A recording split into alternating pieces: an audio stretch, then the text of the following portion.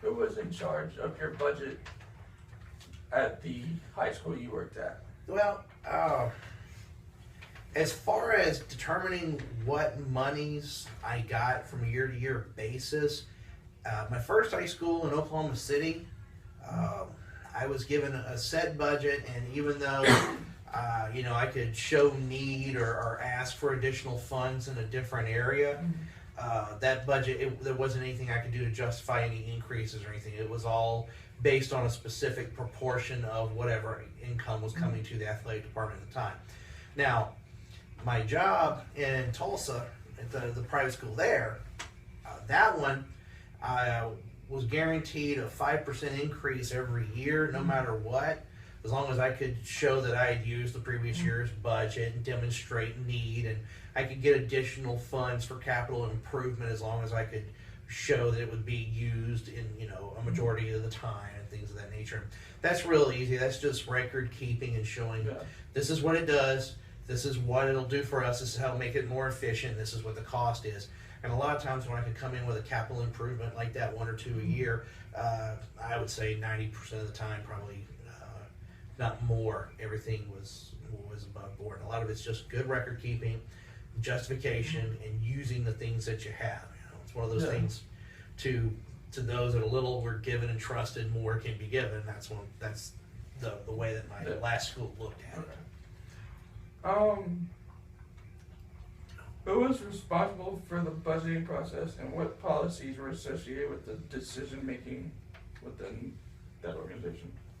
Well, and I'll just go back to my school in Tulsa. I was the one that did inventory, and at the end of every year, I would go in and see what I have at that moment, and then compare it to what I had the year before and the year before, and then you can start looking at 2-year, 3-year, 5-year, 7-year trends of what you need. And some years, we would go to the state championship in football and basketball and soccer. Well, okay, that means the spring, the winter, and the fall, the spring, winter, and fall seasons went their maximum amount of time. And my athletic director was really good about, if I needed something and we were going long in seasons, be able to slide me a little extra money. But the more frequently we were doing that, it began to show up in my inventory. And once it gets into the inventory, then it's easy. Then you look at trends. Then you look at, okay, this is what I have. And then on the rare occasion when we didn't go the distance in those seasons, I would have surplus. And so the following year I wouldn't have to spend as much, which actually, if we didn't make a state championship in a particular season, I'd actually have a little extra money to spend at the end of the year on some kind of capital improvement or a new toy or new rehabilitation technique or something. So I was win-win. We win, I love winning and I like going to championship games. If we didn't win, then I knew I had a little extra money in the bank that I could go buy stuff with. How often is the budget revised, and what type of input did you collect from the department heads / coaches in the organization?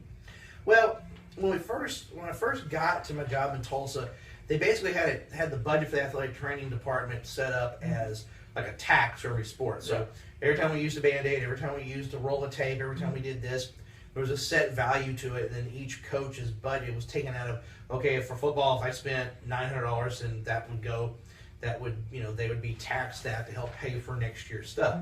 That's not a really good way to do that, because that is a ton of extra work on top of it all.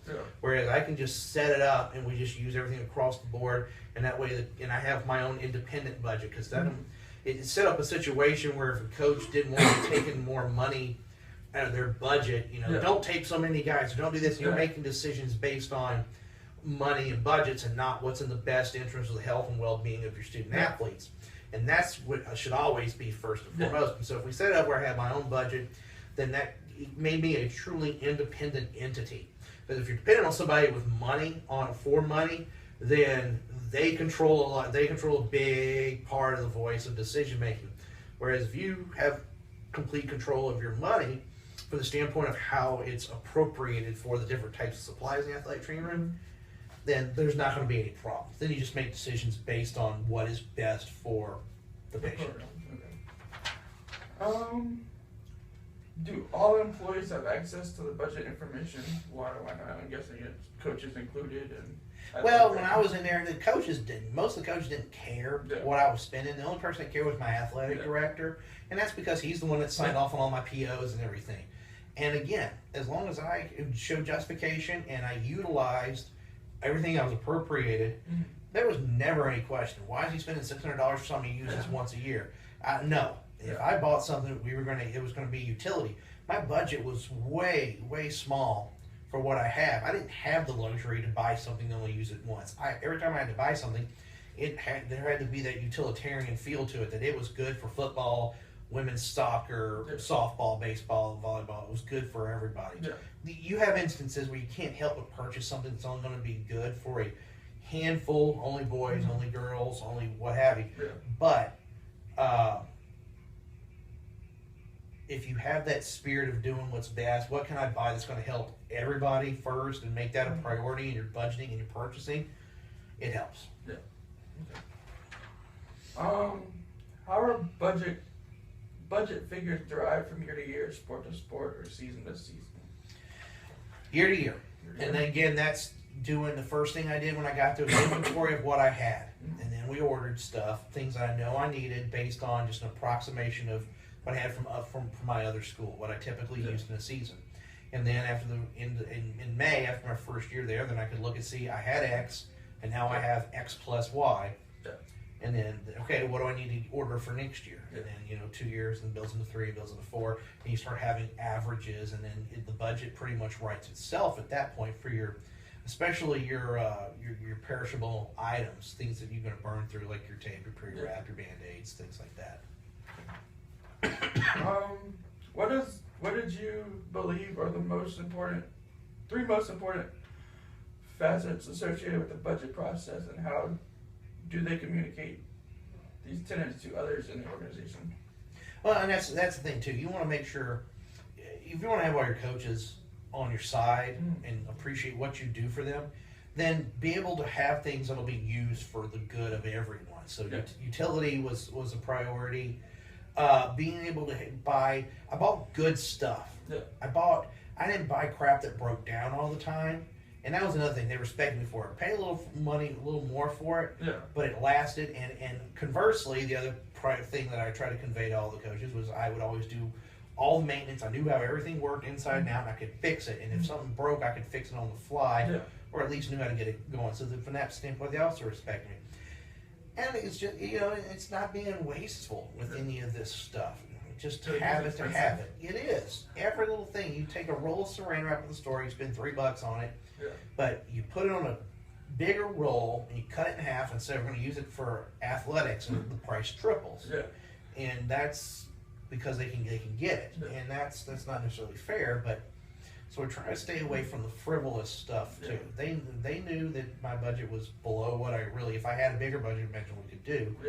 But you do the best with what you have, and you don't complain about it. And then when you get a little more and you demonstrate what you can do, then people respect you a lot more for it. So,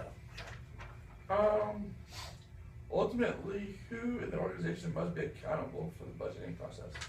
A person that's spending the money. Absolutely. If I got no one to blame but myself if I run out of money during the season. I was like, well, we could go, potential for us to play 15 football games and 30 basketball games and 40 baseball games exist, or go to state championship on all these seasons also. So you have to be prepared for that eventuality. And so you start, and even then sometimes you still, even with the best planning, things still go awry. And either having enough fiscal responsibility or the capability to sock a little money away in case you run out, not a lot, but 5%, 7%, 10%, whatever it is, and still be functional the majority of the year, then that's awesome. But even the best fiscal planners can still have times where things catch them off guard, and knowing how to adjust, ask, or know where to go and to get help is a useful tool too. So, the high school we had up in Tulsa, they had a nice booster club, and if we got stuck, they were glad to help out. I didn't like going to them too much.